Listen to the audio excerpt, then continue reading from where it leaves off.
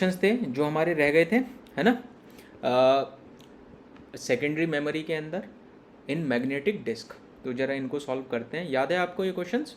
The base question was this: we had a disk pack with the following specification where 16 surfaces how many? 16, 128 tracks per surface, 256 tracks sectors per track, and 512 bytes per sector. This was the given, and I will write here, let's say, so surface is equal to 16, tracks is equal to how many tracks? We have 128 tracks per surface, then sectors is equal to 256 per track, and we had 512 bytes in a sector. This was given in the question. Okay, now they are saying the disk is rotating at 3600 rpm, rotation per minute. What is the data transfer rate? Data transfer rate they are asking. Data transfer rate is bytes per second, that is data transfer rate, BPS. जो network में होता है ना कि 8 mbps की speed आ रही है, 10 mbps की स्पीड आ रही है, that is data transfer rate. Okay, let's try to calculate it. So if we have 3600 rotations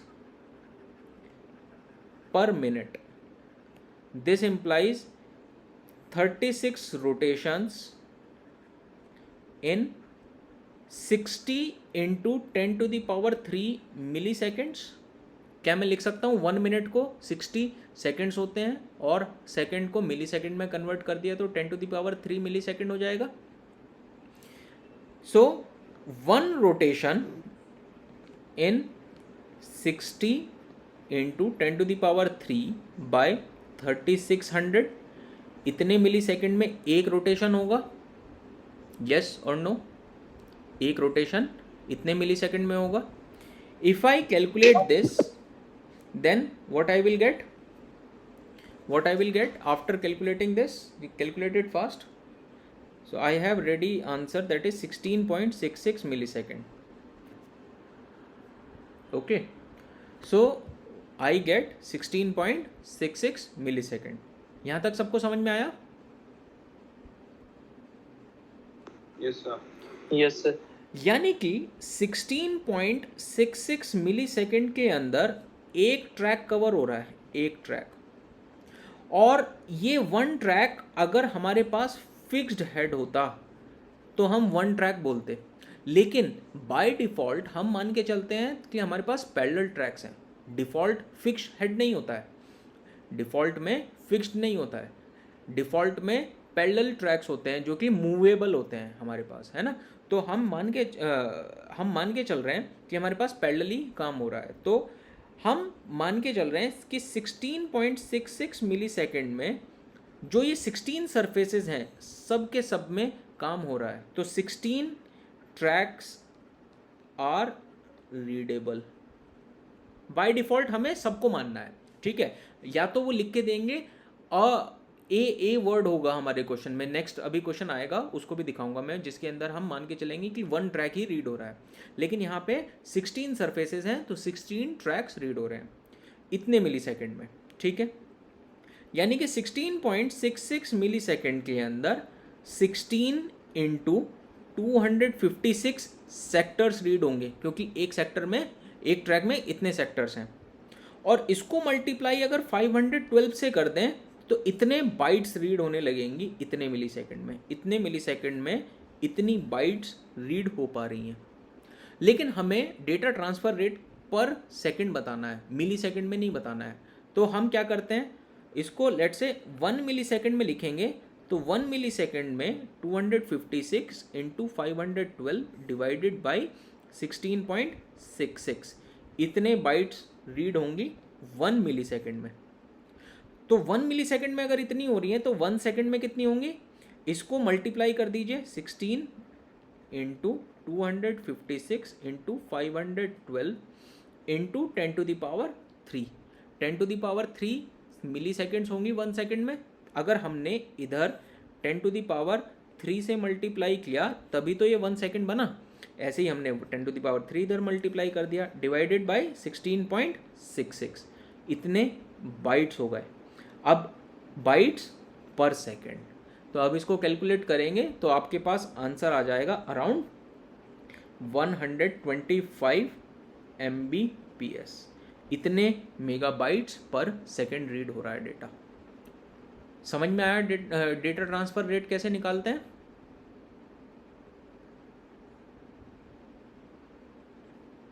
yes sir.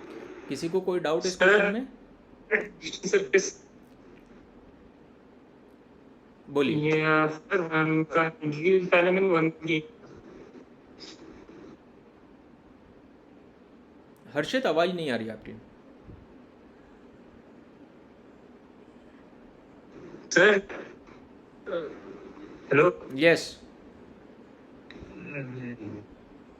Sir हम लोग इसमें जितने सर्विस दे रखे हैं हर बार अगर दे नहीं रखा हो तो 16 ही लेंगे ना, जितना दे रखा हो सर्विस उतना ही लेंगे। जितनी सरफेस गिवन है उससे Default मल्टीप्लाई में। करेंगे। वो 16 भी हो सकती है, 10 भी हो सकती है, 20 भी हो सकती है। लेकिन अगर क्वेश्चन होगा जैसे ये लिखा हुआ है, देखो the disk is rotating at 6000 RPM, लेकिन यहाँ पे क्या लिखा हुआ है? A read write head. यहाँ पे ये वर्ड आ गया ए रीड राइट हेड। तो यहाँ पे ए का मतलब हुआ कि हमें सारी की सारी सरफेसेस नहीं रीड करनी है, हम एक टाइम पे एक ही सरफेस रीड कर पा रहे हैं, एक ही ट्रैक रीड कर पा रहे हैं। समझ में आई बात अब? Yes sir. चलिए इस वाले क्वेश्चन को देखते हैं। अब देखिए, बिल्कुल इसके अंदर आप 16 से मल्टीप्लाई नहीं करेंगे। Using a read write head the disk is rotating at 6000 RPM, यानी कि इसका मतलब हुआ 6000 रोटेशंस धीरे धीरे चलते हैं, एकदम तेज़ी से नहीं करना काम। आपने एग्ज़ाम में भी यही गलती करी जब टेस्ट हुआ कल, कि आपने बहुत तेज़ी से क्वेश्चन सॉल्व करने की कोशिश करी। 45 मिनट्स का टेस्ट होता है, आप 45 मिनट्स अगर पूरे यूटिलाइज ही नहीं कर रहे हो और उसके बाद क्वेश्चंस गलत कर दे रहे हो, तो जो आपने टाइम बचा लिया तो उसका क्या करोगे? वो टाइम का कोई फ़ायदा थोड़ी है जो बचा लिया। Use all 45 minutes. ऐसे ही कुछ बच्चों ने 37 मिनट में ख़त्म कर दिया, बट उनके फुल मार्क्स तो नहीं है। तो जो 8 मिनट्स आपके बच गए उसका यूज़ क्या हुआ? कुछ भी नहीं। पूरे टाइम को इस्तेमाल करो, धीरे धीरे करो क्वेश्चंस को। 6000 rotation in 60 into 10⁻³ millisecond. अब 1 मिनट को मैंने डायरेक्टली मिली सेकेंड में लिख दिया, तो 1 rotation in 60,000 divided by 6000 millisecond, that is 10 millisecond. तो 10 मिली सेकेंड में 1 रोटेशन हो रहा है। यहाँ पे भी वही सेम क्वेश्चन है, डेटा ट्रांसफ़र रेट बताना है, ठीक है। तो अगर 10 मिली सेकेंड में 1 ट्रैक रीड हो रहा है, तो 1 सेकेंड में, और लेट्स से 10 मिली सेकेंड में 1 ट्रैक का मतलब क्या हुआ? 256 सेक्टर्स, 256 सेक्टर्स, और एक सेक्टर में 512 बाइट्स। तो 256 into 512 bytes are readable in 10 milliseconds. तो 1 मिली सेकेंड में कितना रीडेबल हुआ? 256 into 512 divided by 10 bytes. This is the data which we have read in 1 millisecond, but data transfer is always in per second. तो यहाँ पे अब लिखता हूँ मैं 10⁻³ millisecond, that is equal to 1 second. इसमें कितना रीड होगा? 256 into 512 into 10⁻³ by 10 bytes. Tell me the answer. How many? What is the answer here?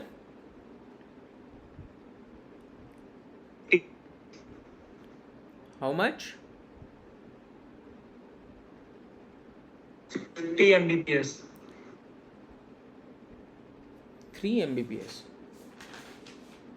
13 Mbps.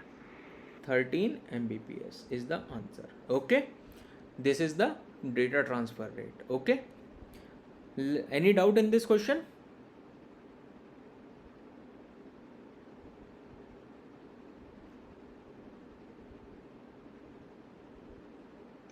No, sir. Let's move to another question. See here. The question is, if the disk system has rotational speed of इतना RPM, अब यहाँ पे A word कहीं नहीं है, ठीक है. जब A वर्ड नहीं है तो we have to consider whole, we have to consider whole surfaces. All surfaces we have to consider. It is not 50, it is 13 Mbps. Okay, so probably you have solved wrong, Harshit. It is 13, not 50. So here 3000 RPM. What is the average access time with the seek time of this? So you know that T average is equal to TR plus TS, and if data transfer is also concerned, then D transfer is also available plus T overhead is also considered. But here these two are not given to us, so we will consider them 0. यहाँ पे ये दोनों given ही नहीं है, ना तो T data transfer given है और ना उन्होंने पूछा है कि कितने डेटा ट्रांसफ़र का एक्सेस टाइम निकालना है, ना ही यहाँ पे ओवरहेड गिवन है, तो हम इन दोनों को 0 मान लेंगे. यहाँ पे हमें टी सीक टाइम गिवन है, दैट इज़ 11.5 मिलीसेकेंड, और टी आर हम निकाल सकते हैं. What is T R? T rotational is equal to 1/T2 of 1 rotation. याद होगा आपको, हमने आपको लिखाया था कि T R is equal to 1/2 of 1 rotation time. 1 rotation time. Now 1 rotation time you can calculate from this. How? See, 3000 rotations in 60 into 10 to the power 3 millisecond. Then 1 rotation in 60 into 10 to the power 3 by 3000. That is 60,000 divided by 3000, and you will get 15 millisecond. Isn't it? This is 15 or no, this is 20 millisecond. 20 millisecond. Okay. अगर हमारे पास 1 rotation time 20 आया, अब कुछ बच्चे क्या करेंगे, इस 20 पूरे को ऐड कर देंगे और 20 plus 11.5 is equal to 31.5 millisecond answer दे देंगे, लेकिन वो गलत है, क्योंकि T R is equal to 1/2 of 20, that is 10 millisecond होगा. तो टी एवरेज कितना बन जाएगा? 10 millisecond plus 11.5 millisecond is equal to 21.5 millisecond. अगर आपने इसको ऐड कर दिया होता तो आंसर 31.5 आ जाता, और जो कि गलत होता. आंसर क्या है? 21.5 millisecond. Got that? Got it?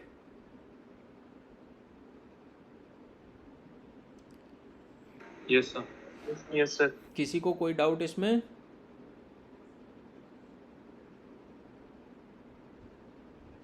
Let's go to another question. See this.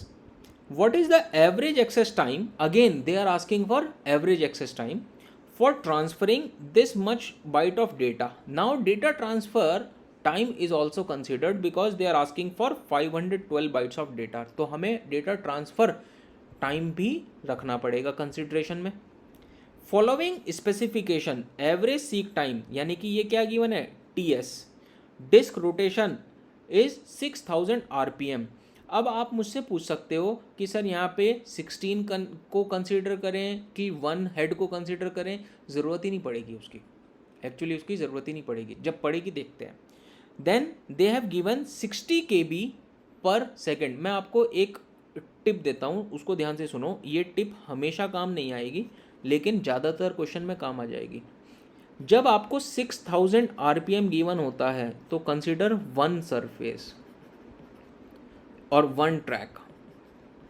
जब आपको लेस देन 6000 गिवन होता है RPM तो कंसीडर ऑल सरफेसेस.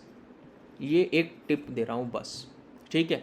यहाँ पे 6000 RPM गिवन है, ऑल्दो उसकी ज़रूरत नहीं पड़ेगी, लेकिन फिर भी अगर ज़रूरत पड़ती तो मैं सारी की सारी सरफेस काउंट नहीं करता, यहाँ पे एक ही ट्रैक काउंट करता. ज़रूरत नहीं पड़ेगी, देखते हैं. देखिए क्वेश्चन में, और यहाँ पे कंट्रोलर ओवरहेड भी गिवन है, यानी कि T overhead is equal to 0.1 millisecond. ठीक है, तो हमारे पास फॉर्मूला क्या होता है, T average is equal to T S plus T R plus T data transfer plus T overhead, ठीक है, जिसमें से टी एस हमारे पास गिवन है और टी ओवरहेड हमारे पास गिवन है। हमें क्या निकालना है, टी आर और टी डेटा ट्रांसफ़र, हमें ये दोनों निकालने पड़ेंगे। तो टी आर निकालना तो आप जानते हो 6000 RPM, दैट इम्प्लाइज कितना 60 into 10⁻³ divided by 6000 millisecond for 1 rotation. सबको समझ में आया, मैंने डायरेक्ट लिख दिया, देखो ये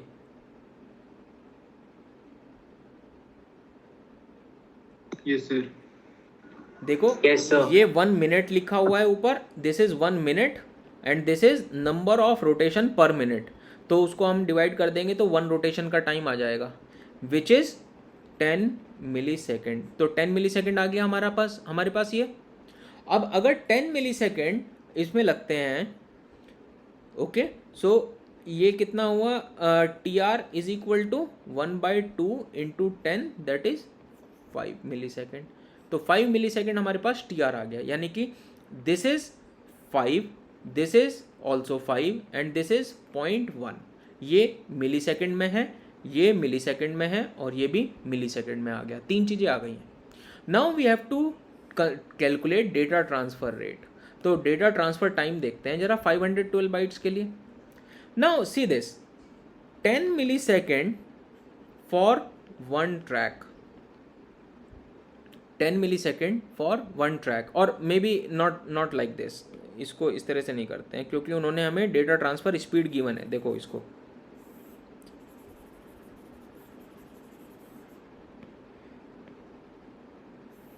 उन्होंने हमें बोला है 40 KB इन 1 सेकेंड, ये गिवन है ना, 40 KB data transfer speed given है। तो डेटा ट्रांसफ़र का टाइम निकालना है 512 बाइट्स का। अगर 40 KB 1 सेकेंड में होते हैं तो 1 KB कितने सेकंड में हो जाएंगे, लेट्स से हमें तो मिली सेकंड में निकालना है आंसर, तो 1000 दैट इज 1 सेकंड में 1000 मिली सेकंड, तो 1000 डिवाइडेड बाय 40 मिली सेकंड में 1 KB हो रहा है। तो 512 is what, half of 1 KB। तो इसको मैं ऐसे लिख सकता हूँ 2 into 512 bytes is equal to 1000 upon 40, और 512 bytes is equal to 1000 upon 40 into 2 millisecond, यानी कि 512 बाइट्स इतने मिली सेकेंड में आएगा। ओके, ये 2 इधर चला गया, तो this is 1000 divided by 80, this is how much, 12.5 millisecond, 12.5। Okay, ये आ गया हमारा 12.5। तो 5 प्लस 12.5, देखो 5 plus 5 plus 12.5 plus 0.1 that is 22.6 millisecond. ये हमारा टी एवरेज आ गया answer. Got it everyone? Yes sir. किसी को कोई डाउट इस क्वेश्चन में? Yes sir. Next, a certain moving arm disk storage with 1 head, देखो यहाँ पे लिख रखा है 1 head, has the following specification, number of tracks per surface is equal to 200, disk rotation speed is equal to 2400 RPM, track storage capacity 62,000 bits, 62,500 bits, यहाँ पे bytes नहीं है, ये बिट्स है, इसलिए ध्यान से समझना। एवरेज लेटेंसी, एवरेज लेटेंसी क्या होती है, रोटेशनल लेटेंसी, ठीक है, रोटेशनल लेटेंसी, रोटेशनल लेटेंसी और rotational time is p millisecond and data transfer rate is q bits per second, find the value of p and q। जरा 1 minute का time लो और इसको कैलकुलेट करके बताओ जल्दी से। 10⁻6। वो सही है, 2.5 इंटू 10⁻6। देखो जरा, हमारे पास 2400 रोटेशंस इन 60 इंटू 10⁻³ मिली सेकेंड्स हैं, हमें आंसर मिली सेकेंड में ही निकालना है ना। तो 1 रोटेशन इन 60 इंटू 10⁻³ बाय 2400, तो यानी कि ये तो हमारा आ गया रोटेशनल स्पीड। रोटेशनल लेटेंसी नहीं है ये रोटेशनल स्पीड है। Rotational latency will be half of it. तो देखो ये कितना हुआ, 60,000 divided by 2400, 2 zeros will cancel and this will come 25. So TR is equal to 1/2 of 25, that is 12.5 millisecond. ये तो हमारी P की वैल्यू हो गई, P इज इक्वल टू 12.5, ये हो गया P। यहाँ पे मिली सेकेंड ऑलरेडी लिखा हुआ है, ये हमारा 12.5 आ गया P की वैल्यू।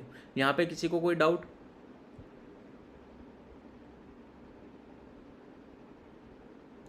पेन पेपर चलाना, पेन पेपर के ऊपर चलाना पड़ेगा, ऐसे ही माइंड में कैलकुलेशन मत करो। मैं भी आपके सामने कर रहा हूँ कैलकुलेशन, देखो। Then we have to find the data transfer rate. Data transfer rate कितना होगा, देखो ट्रैक स्टोरेज कैपेसिटी क्या है, 62,500 बिट्स, यानी कि 1 ट्रैक इज ऑफ 62,500 बिट्स। इतने हमारे पास, इतने बिट्स की हमारे पास ट्रैक है। ओके, नाउ ये पर सेकंड पूछ रहे हैं। हमारे पास 1 मिलीसेकंड के अंदर एक ट्रैक रीड होता है, 1 मिलीसेकंड के अंदर एक ट्रैक रीड होता है, और 1 मिलीसेकंड के अंदर 62,500 बिट्स रीड होती हैं, क्योंकि एक ट्रैक में इतनी बिट्स हैं। तो 1 सेकंड के अंदर कितना होगा, 1 सेकंड के अंदर, 1 मिलीसेकंड में नहीं होता है ये, सॉरी, ये होता है 25 मिलीसेकंड में, क्योंकि 25 मिलीसेकंड में एक ट्रैक रीड होता है, 25 मिलीसेकंड में एक ट्रैक रीड होता है और उसमें इतनी बिट्स होती हैं। तो 1 मिलीसेकंड में कितना होगा, 62,500 डिवाइडेड बाई 25, एंड 1 सेकंड में कितना होगा। ये सिंपल क्वेश्चन वो है कि 6 केले 100 रुपए के, तो 12 केले कितने रुपए के। तो आपने क्या किया, देखो 6 बनानाज ऑफ लेट से 100 रुपीज़, तो 12 बनानाज। अब आप यहाँ पे लिख दोगे 2 इंटू 100, क्योंकि यहाँ पे 2 से मल्टीप्लाई हुआ तो 2 यहाँ मल्टीप्लाई हो गया। लेकिन अगर मैं इसको बच्चों की तरह करूँ तो क्या करूँगा, 1 बनाना इज इक्वल टू 100/6, तो 12 बनाना इज इक्वल टू 100/6 इंटू 12, तो ये 2 से कैंसिल और ये 200 ही आ जाएगा। तो ये वो उस लेवल के सिंपल से क्वेश्चन है कि 25 मिलीसेकंड में इतने बिट्स रीड हुए, तो 1 मिलीसेकंड में इस 62,500 डिवाइडेड बाय 25, और 1 सेकंड में, क्योंकि 1 मिलीसेकंड को हमने सेकंड में लिखा, दैट इज 10 इंटू 3, 10⁻³ मिलीसेकंड, तो 62,500 इंटू 10⁻³ डिवाइडेड बाय 25, इतने बिट्स हो गए। तो इसको हम क्या लिख सकते हैं, अब ये 1000 को 25 से डिवाइड किया तो ये कितना बन जाएगा हमारा, दिस विल बी 40, तो 62,500 into 40, if you do this what you will gate, it will be around 2.5 into 10⁻6 bits per second. तो हमारी Q की वैल्यू ये आ गई। अब समझ में आई बात? कोई डाउट किसी को इस क्वेश्चन में?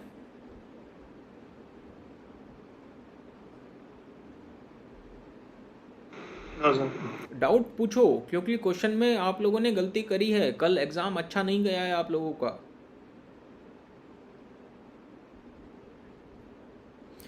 समझ में आया ये सबको?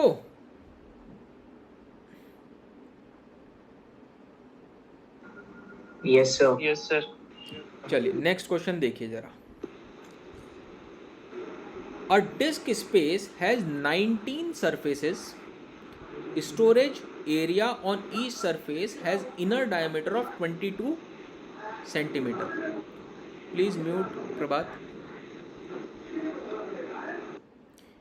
Inner diameter 22 millisecond. देखो डिस्क हमारी ऐसे होती है, ये हमारी डिस्क है, तो inner diameter is 22 centimetre and outer diameter is 33 centimetre. तो यानी कि अगर मैं इस वाले डायमीटर को लूँगा तो ये तो है 33 और ये अंदर इनर वाला है 22। तो इस हिसाब से अगर मैं इसकी विड्थ निकालूं तो ये विड्थ कितनी हो गई, ये वाली और ये वाली दोनों को सम करके ये हो गया 11, और एक तरफा की विड्थ निकालूंगा तो 11/2 that is 5.5 centimetre is my width. ये विड्थ आ गई। डिस्क के अंदर 33 आउटर सरफेस का आउटर वाले आउटर डायमीटर है, 22 इनर डायमीटर है। तो हमारे पास ये 33 में से अगर 22 माइनस कर दूंगा तो ये वाला और ये वाला आएगा डेटा, ये वाली विड्थ आ जाएगी। बट एक तरफ की तो काउंट करेंगे width, that is divided by 2 which is 55.5 centimetre. ये तो हमारी विड्थ आ गई। अभी हमने क्वेश्चन सॉल्व करना शुरू नहीं किया है, बट जितना भी डेटा आया उससे हमने जो चीज़ निकाल सकते थे वो निकाल ली। The maximum storage capacity density on average on any track is 2000 bits per centimeter. ठीक है, density is 2000 bits per centimeter and minimum spacing between the track is 0.25 mm. अब यहाँ देखो ये सेंटीमीटर है और ये mm है, यानी कि जो गैप है GL is equal to 0.25 mm। यानी कि मैंने आपको बताया था कि ये दो ट्रैक के बीच में यहाँ पे कुछ गैप होता है, ये वाला गैप, ये वाला जो गैप है दो ट्रैक के बीच में, the spacing between the track is 0.25 mm, ये गैप है। What is the capacity of disk? अब दोबारा से ये क्वेश्चन मैग्नेटिक डिस्क का है, यहाँ पे आप लिखना चाहो तो लिख सकते हो, ये मैग्नेटिक डिस्क है क्योंकि डिस्क वर्ड यूज हुआ है। तो ये टेप्स के ऊपर क्वेश्चन मत ले जाना कि टेप वाले फॉर्मूले लगाने शुरू कर दो, इसमें टेप नहीं है, ये डिस्क ही है, मैग्नेटिक डिस्क जो सर्किल के फॉर्म में थी, वो फ्लैट होती है वर्टिकल फॉर्मेट में, वो टेप होती है, this is tape. So we are not talking about tape here. Now capacity is equal to nothing but, capacity का फॉर्मूला होता है n into number of tracks into capacity of each track. हमारे पास ये formula है, ठीक है। हमारे पास यहाँ पे n की वैल्यू गिवन है, that is number of surfaces is 19 surfaces हैं जो कि हमें गिवन है। नंबर ऑफ ट्रैक्स हमें नहीं पता क्योंकि 19 तो सरफेसेस हैं, उसमें ट्रैक्स कितने हैं हमें नहीं पता, हमें गिवन भी नहीं है, निकालने पड़ेंगे। और कैपेसिटी ऑफ ईच ट्रैक वो भी हमें नहीं पता, हमें सिर्फ ये पता है कि 2000 बिट्स पर सेंटीमीटर है। तो अब देखो यहाँ पे जो मैं नोट लिख रहा हूँ उसको ध्यान से सुन लो। नोट ये है कि always inner surface diameter is to be considered for calculating size of track. हमेशा इनर सरफेस के डायमीटर को कंसीडर करना है ट्रैक के साइज को निकालने के लिए। तो देखो इनर सरफेस का जो डायमीटर था वो था 22 centimetre, d is equal to 22 centimetre given है। Inner surface diameter is of 22 centimetre. तो अब देखो perimeter is equal to pi into D, क्योंकि पेरीमीटर का फॉर्मूला होता है 2πr, तो 2r is equal to D है ना। तो मैंने इसको पाई इंटू डी लिख दिया। अब यहाँ पे कुछ बच्चे मिस्टेक क्या करेंगे, यहाँ पे 2 पाई इंटू 22 कर देंगे, जबकि r की वैल्यू नहीं है, वो d की वैल्यू है, तो ये गलत हो जाएगा उनका। और ऑप्शन में वो आंसर भी लिखा होगा बाकायदा वहाँ पे।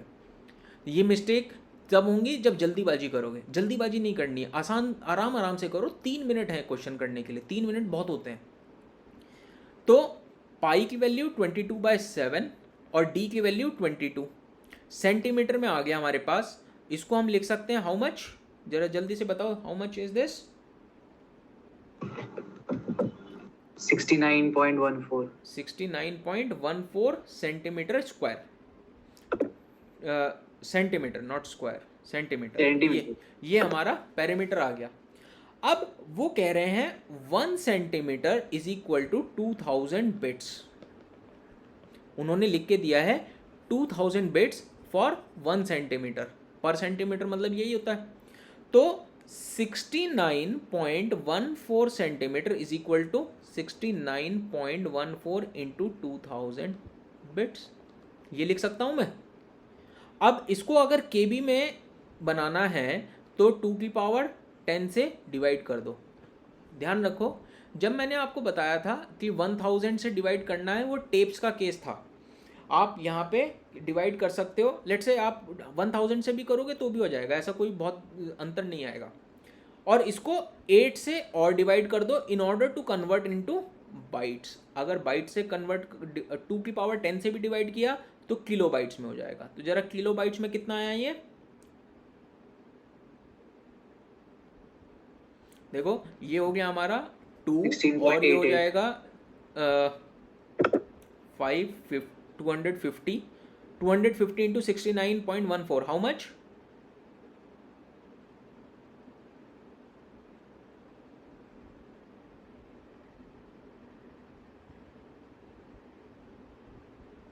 देखो रुको, इसको सिंपल कर लेते हैं। 69.14 इंटू 2000 डिवाइडेड बाई 8 इंटू 1000, इसको 1000 से डिवाइड कर लेते हैं। तो देखो ये हो गया, तो दिस इज इंटू के बीज, तो ये हो गया 4। तो 69.14 divided by 4 K B.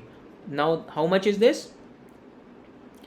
This is 1, then देखो 1, then this is 7 and this is 17.285. so 17.28 kb, 17.28 kb for this much, यानी कि 1 track capacity is equal to 17.28 kb।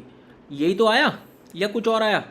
ये एक ट्रैक की कैपेसिटी तो आई ना, यानी कि हमारे पास ये 19 आ गया है और capacity of each track is 17.28 kb भी आ गया है।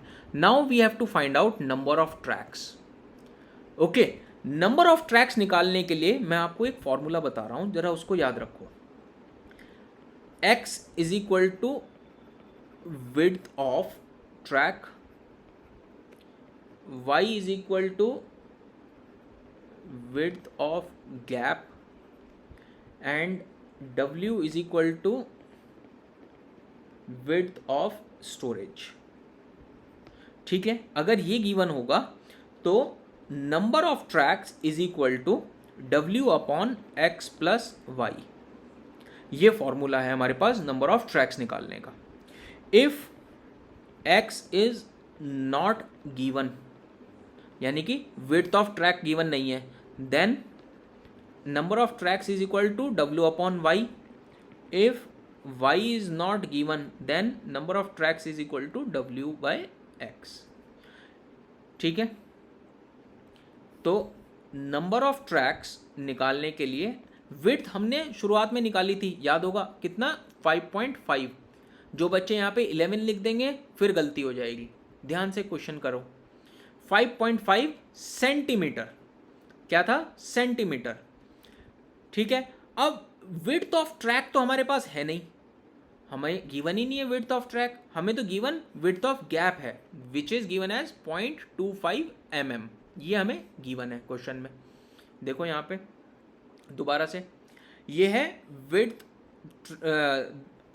Spacing between the track, that is gap की विड्थ है ये, और यहाँ पे विड्थ ऑफ ट्रैक गिवन नहीं है, स्पेसिंग का विड्थ है, ट्रैक का विड्थ नहीं है। तो 5.55 सेंटीमीटर डिवाइडेड बाई 0.25 mm, ये सेंटीमीटर है, ये mm है, तो मैं इसको लिख सकता हूँ 5.5 into 10 mm upon 0.25 mm। mm से mm cancel and what will get 555 divided by 0.25 and you will get 220 tracks. This is 220 tracks. Number of tracks आ गए हमारे पास। समझ में आए यहां तक सबको? Yes sir. तो अब वापस ऊपर जाके इसको 220 से मल्टीप्लाई कर दो, so capacity will be this much. Now इसको अगर फिर से 1000 से डिवाइड कर दोगे तो ये आ जाएगा आपको केबी की जगह एमबी में। तो बताओ जल्दी से एमबी में कितना आंसर आया? 722. How much? 722.3 MB. 722? No, you are doing wrong. This will come around 70 MB. 72.23 MB. Okay, मैं ही कैलकुलेट कर लेता हूँ। 19 इंटू 220 इंटू 17.28 डिवाइडेड बाई, अगर इसको डिवाइडेड बाई 1000 करेंगे तो ये आएगा 72 के आसपास, और इसको अगर हम डिवाइड बाय 1024 करेंगे तो it will come around 70 MB. Both are correct. Okay, they will tell whether you take 1000 or 1024 or you will get it from the options also. अगर ऑप्शंस में ऑप्शन नहीं है, लेट्स से क्वेश्चन है numeric entry वाला जिसके अंदर आपको answer input करना है, तो कंसीडर 1024 हियर ऑल्सो, जहाँ पे हमने ये 17.28 निकाला था, इसको 2 की पावर 10 लेंगे, ना कि 1000. ओके, ये ध्यान रखना है. टेप्स के केस में 1000 लेंगे. हो समझ में आ गया ये क्वेश्चन सबको? Yes, sir. Okay, let's see the next part. The disk is rotating at 3600 rotation per minute using a read-write head. What is the data transfer rate? Okay, so ये सेकेंड पार्ट है पूरा ऊपर वाले question का. तो हमारे पास ऊपर वाले क्वेश्चन में आया था 1 track is equal to 17.28 KB, और ये भी हमने निकाला था कि number of tracks is equal to 220. ये हम ऑलरेडी निकाल चुके हैं पुराने वाले क्वेश्चन में. ठीक है, disk is rotating at this much of RPM using a read write head. तो what is the data transfer rate, यानी कि number of bytes per second. Data transfer rate is bytes per second, ये हमें बताना है.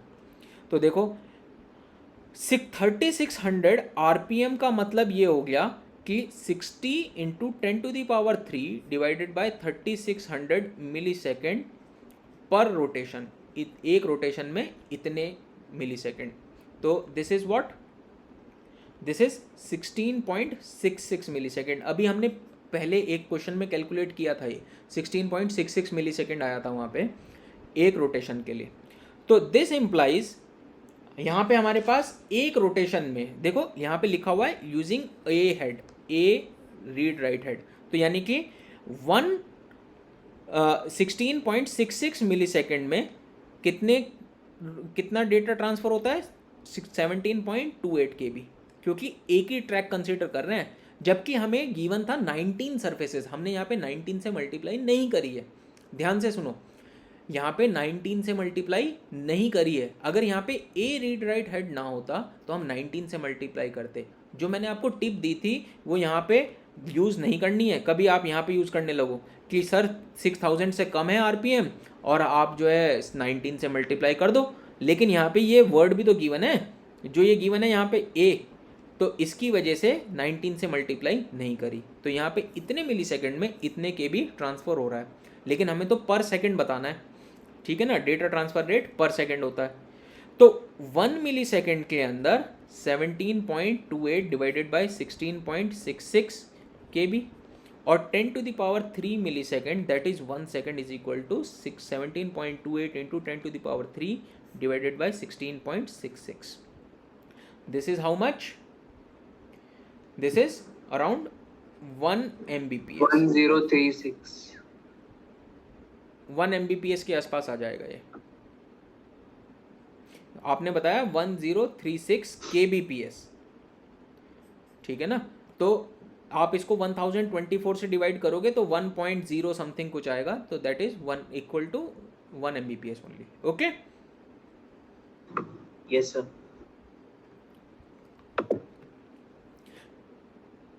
Shall we go to next question? Understood this? Yes, sir. Next question is a hard disk has 63 sectors per track. ये gate का question है, बहुत important question है, ध्यान से सुनना. A hard disk has 63 sectors per track. If I am not wrong, ये question gate 2012 के आसपास का है. 12 का है या 13 का है, देखना पड़ेगा. A hard disk has 63 sectors per track. 10 platters, यानी कि 10 platters मतलब 10 surfaces. Okay, recording surface, sorry 10 platters हैं, यानी कि 10 डिस्क हैं. ईच विद 2 रिकॉर्डिंग सरफेस, यानी कि टोटल सरफेस हो गई 20. 10 इंटू 2, 10. एक प्लेटर में 2 सरफेस होती हैं, वो लिख के दे रहा है कि 2 रिकॉर्डिंग सरफेस हैं. And 1000 cylinders. मैंने आपको बताया था number of cylinders is equal to number of tracks, तो यानी कि नंबर ऑफ ट्रैक्स गिवन है. The address of sector is given as CHS. C is cylinder number, H is surface number and S is sector number. इस तरह से given है. Thus the 0th sector is addressed as 000. 0 sector को हम 000 मानेंगे, first sector को 000 मानेंगे and so on. इस तरह से एड्रेस है. The address this correspond to which sector number. हमें इसका सेक्टर नंबर बताना है. अब सुनो मेरी बात. आपको लेट से गिवन होता 1 2 3, तो इसका क्या मतलब होता कि आपको पहले एक पूरा का पूरा सिलेंडर छोड़ना है, फिर उसके बाद 2 सरफेसेस छोड़नी है, और फिर थर्ड वाले सेक्टर पे जाना है. इसका मतलब ये हुआ. ठीक है, देखो यहाँ पे अगर मैंने लिखा 0 0 1, तो 0 सिलेंडर्स छोड़ने हैं, 0 सेक्टर सरफेसेस छोड़नी है, और सेक्टर नंबर 1 पे जाना है. तो यानी कि इसका सेक्टर नंबर 1 ही हो गया. लेकिन अगर मैं बोलूं 1 0 0, तो यानी कि पूरा का पूरा सिलेंडर छोड़ दो. पूरे के पूरे सिलेंडर को छोड़ने का मतलब है एक सिलेंडर के अंदर हमारे पास कितने ट्रैक्स होंगे. देखो आपको मैंने बताया था this is 1 cylinder, this is 1 cylinder. अब यहाँ पे ये कितने हैं, ये ऐसे ऐसे 0 1 2 अप टू 9, यानी कि ये 10 है, क्योंकि गिवन है. गिवन क्या है, ध्यान, क्वेश्चन इंपॉर्टेंट है, ध्यान से सुनना, जहाँ समझ में ना आए पूछ लेना. यहाँ पे 10 प्लेटर्स गिवन है, तो 10 प्लेटर्स, और ऐसे ही एक सरफेस, दूसरी surface, third surface, fourth surface, तो यानी कि 20 सरफेसेस हैं. हमें ये 20 सरफेसेस छोड़नी है. इसके बाहर और सिलेंडर्स भी होंगे, उनकी बात नहीं हो रही है.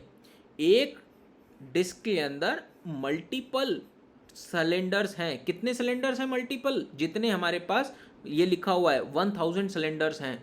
लेकिन हमने केवल एक सिलेंडर को छोड़ा तो ये 1 आया.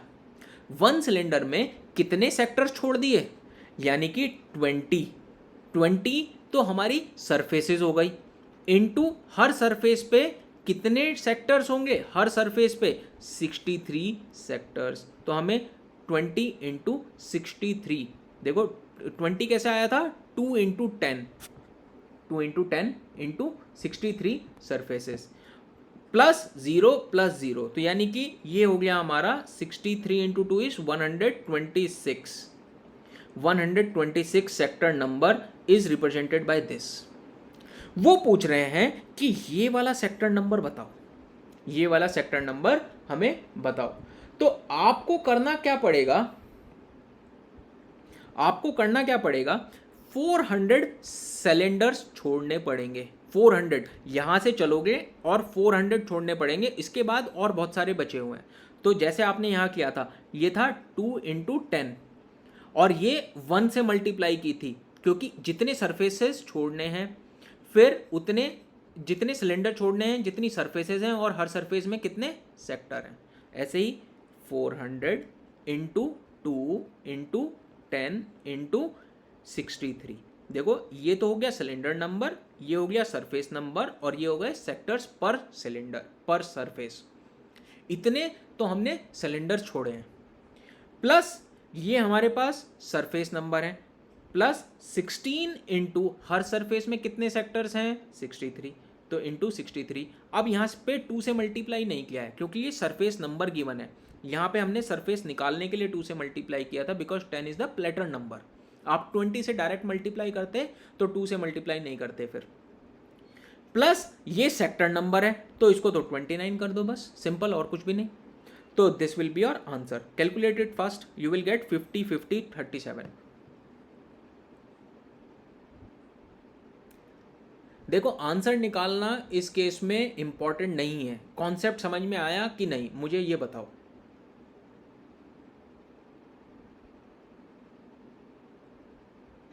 Yes, sir.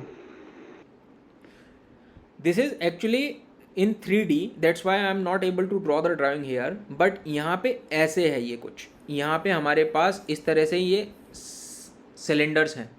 हमने 1 2 3 4 इस तरह से करके 400 सिलेंडर्स छोड़ने हैं, और इस तरह से यहाँ पे नीचे भी होंगे, और कितने होंगे ये 20।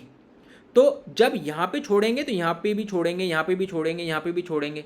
इसीलिए 400 सिलेंडर्स छोड़ने के लिए 400 इंटू नंबर ऑफ सरफेसेस, और हर सरफेस में 63 ट्रैक्स, क्योंकि हर एक में यहाँ पे 63 ट्रैक्स होंगे हर एक उसमें। तो ये तो हमारे नंबर ऑफ सिलेंडर्स जितने छोड़े उतने ट्रैक्स हो गए। प्लस उसके बाद जब हम इस पे आए, लेट से 400 के बाद 401th वाले सिलेंडर पे आए, तो उसमें ये first surface, second surface, fourth surface इस तरह से छोड़ते गए। तो हम 8th वाले प्लेटर तक छोड़ दिया, क्योंकि 16 सरफेसेस 8 प्लेटर तक खत्म हो जाएंगी। तो 9th प्लेटर की जो 17th सरफेस होगी उसको एक्सेस कर रहे हैं, तो 16 इंटू 63, और ये हुआ 17th सरफेस पे 29th नंबर का जो सेक्टर है। तो you will gate 50 50 37। Now got the answer? Yes, sir. Yes, Yes, sir. sir. रटना नहीं, मैं फिर से बोल रहा हूँ, सेम क्वेश्चन नहीं आते हैं, लेकिन पैटर्न सेम हो सकता है थोड़ा बहुत चेंज करके। Now see this, the address of 1039 sector is. अब उन्होंने रिवर्स क्वेश्चन पूछ लिया। पहले उन्होंने पूछा था कि एक एड्रेस गिवन है, उसका सेक्टर बता दो। अब वो पूछ रहे हैं ये सेक्टर नंबर गिवन है, अब इसका एड्रेस बता दो। तो देखो मैं आपको इसका एड्रेस 2 तरीके से निकाल के दिखा देता हूँ। पहला जो इजी वे है ऑप्शन से आंसर निकालना। अगर मैं इसका सेक्टर नंबर निकालूं तो ये होगा 0 into 20 into 63 plus 15 into 63 plus 31। यही तो हुआ 0 नंबर का cylinder, 20 surfaces, 63 tracks sectors, then 15 surfaces, 63 sectors and sector number. यही तो किया था अभी ऊपर। तो this will be equal to how much 976। ये तो ये नहीं आया, तो आंसर ये ए तो नहीं है। बी वाला देखो, बी वाला 0 प्लस, अब देखो ये वाला पूरा का पूरा 0 हो गया, इसलिए मैंने 0 लिख दिया यहाँ पे। 16 इंटू 63 प्लस 31, इसका आंसर आएगा 1038। कैलकुलेट करके देख लो, तो ये भी आंसर नहीं हुआ। अब ये दोनों सेम है यहाँ पे, और ये 31 की जगह 30 की जगह 31 हो गया, तो ये हो गया 1039, जो कि हमारा आंसर है। और ये वाला क्या हो गया 0 plus 17 into 63 plus 31, and it will be 1102। मैंने कैलकुलेट करके रखा हुआ है, दैट इज 1102। तो ये भी हमारा आंसर नहीं हुआ। तो इस तरह से सी तो आंसर आ गया। लेकिन अगर ऑप्शन की जगह हमें अपने आप आंसर निकालना होता तो कैसे करते? तो देखो 139 हमें पता है कि एक सेक्टर, एक सिलेंडर के अंदर number of tracks in 1 cylinder कितने होंगे? 1 सिलेंडर के अंदर 1 इंटू 20 इंटू 63, 1 इंटू 20 इंटू 63, इतने हमारे पास एक सिलेंडर में सेक्टर्स होंगे। Yes or no? So this will be how much? 1260। ये तो क्रॉस हो गया, 1039 से क्रॉस हो गया, तो यहाँ पे 1 तो आ ही नहीं सकता, इसीलिए सब जगह उन्होंने 0 लिख के दे रखा है। अब यहाँ पे देखिए number of tracks in one surface in one surface equal to 63 लिख के दे रखा है 63 tracks sectors per track 63 sectors per track और एक सरफेस में ये हुआ 63। तो अगर मैं 1039 को 63 से डिवाइड करूं तो मेरे पास इंटीजर वैल्यू फ्लोर में इंटीजर वैल्यू 16 आएगी फ्लोर में। That's why this 15 will not work, this 17 will not work. तो हमारे पास आया 16 और 16। तो जरा एक बार कैलकुलेट करके देख ही लो, रिमाइंडर कितना बचता है 1039 divided by 63, you will get 16.492 and remainder is 16 into 63 minus 1039. You will get remainder as 31. So this is your answer. 16 surface number, 31 sector number. Got it? Yes, sir. कोई डाउट इसमें? No, sir.